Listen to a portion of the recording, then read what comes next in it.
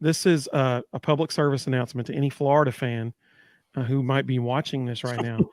Um, you may want to turn it off at this point because you're not going to like what either one of us have to say about Florida's 2023 outlook.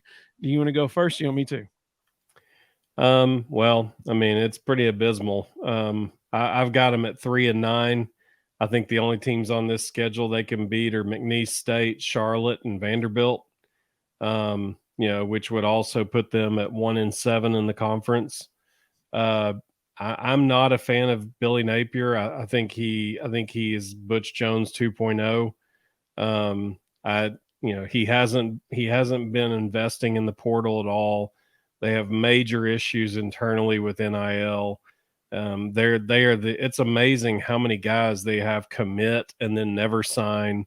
Like it's just there is so many internal issues in that place right now, and they get to open with Utah, who might be a dark horse Final Four contender. So they're going to walk out there and just get obliterated in game one at Utah. Right. And it's going to, in my opinion, it's going to set the tone for the whole year. All the problems that exist there, all the internal issues they're dealing with, they're all just going to explode when they get beat by 40 by Utah.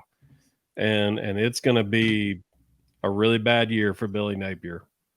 Well, and as I looked at this schedule, it really, really became clear that I don't think Billy Napier is going to be at Florida after 2024, because this schedule is a very difficult schedule this year, and next year they have potentially the most difficult football schedule in the history of college football. No exaggeration, no exaggeration.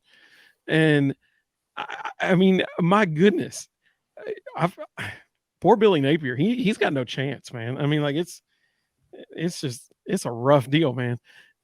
Because when you look at this, like Rustin said, they're going to go. I have the exact same prediction that Rustin did on this. We did not confer, by the way, before this. We both did this individually, but I mean, when you look at their schedule, they're going to lose at Utah. I mean, let's be honest. Utah should have beat them last year at home. I mean, that was an incredibly close game.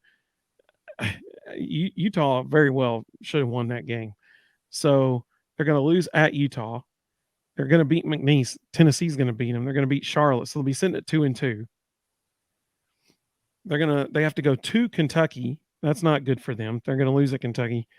Then they get Vanderbilt at home, which is good for them because they're going to have an SEC game they can win. So by week 6, they're going to be 3-3.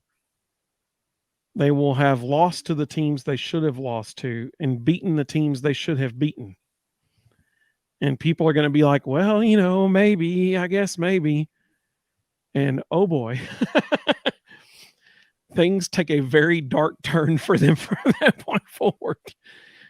Because they have to go to South Carolina. South Carolina still has Spencer Rattler. They're not going to win that game.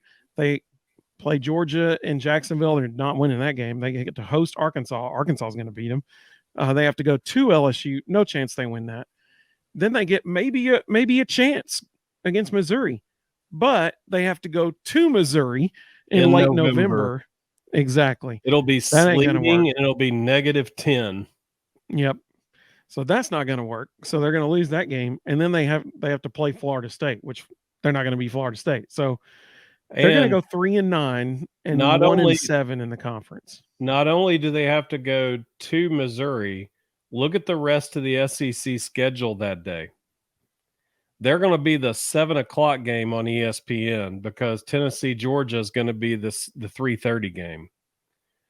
So not only do they have to go to Missouri at the end of November when it's just going to be miserable weather, they're going to have to play at night. Yeah, that's right. Either on ESPN or SEC Network, probably SEC Network. You're exactly right. It will be a night game because that Kentucky, South Carolina game is probably going to be the 7:00 ESPN game. And so then you got Florida, Missouri on SEC Network in primetime. You're exactly right. And everybody else are playing mid-majors, so they'll all be, SEC Network Plus, noon game, that stuff. Yeah, I don't think the Alabama UTC game is going to be a prime timer. Probably not going to garner a whole lot of attention. So, they're going to have to play probably the 7:00 game on SEC Network in Como. Mr. Jones said Florida. I like it. Now we're cooking. He's bringing the dad jokes now. That's what I live for on these, Mr. Jones. I appreciate that. That's what I'm talking about. Zach said 2-10. Yeah, very well could be possible. I mean, they might not beat Charlotte last year. Yeah, that's true. Vandy beat them last year. That's exactly right. But I mean, they might not beat Charlotte. I mean, like that's going to be. It's not going to be a good season in Gainesville. That's for sure. Mr. Jones said 0-12, and if possible, somehow 0-13. Yeah, Zach said Vandy's a toss-up. I mean, that's right. They are. They are. The good news for Florida is that they get to host them in the Swamp this year.